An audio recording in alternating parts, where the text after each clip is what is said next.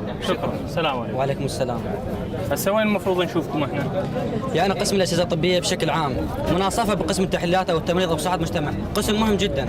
يعني كطلاب احنا طبقنا بالمستشفيات وهاي، فما شفنا يعني ذاك المهندس اللي الكفو، يعني تجيب لك مهندس كهرباء ومهندس هاي وهو يشرف عليك. مهندس كهرباء يشرف على جهاز يعني ما يعرف شكل جهاز اصلا، ما يعرف شكل جهاز الرجه، جهاز الاي سي جي، جهاز تقطيع القلب، جهاز تقطيع الدماغ، هوايه اجهزه ما قاعد يعرفون المهندس اللي جاي بالمستشفى، بينما احنا بالمعاهد قاعد ندرس اجهزه كلش متطوره. هوايه اجهزه قاعد ندرسها.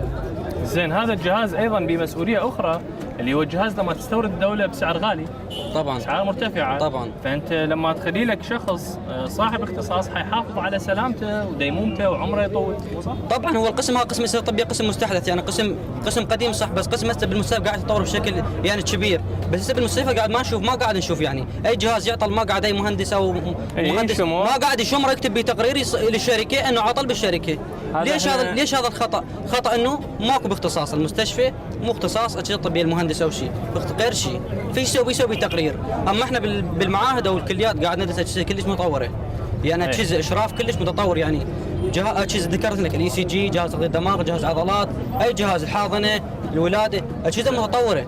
يعني قسمنا مناسب للتحليلات او صحه المجتمع مهم جدا، يعني بالتحليلات بالتمريض يعني يقدر يشتغل اذا ما احنا موجودين، يعني جهاز عطل باشر يقدر ما يقدر، يعني بس لازم نشوف لنا صوره حل.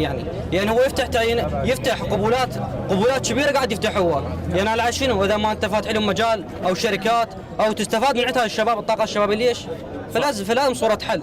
صح. شكرا لك. السلام عليكم. عليكم السلام.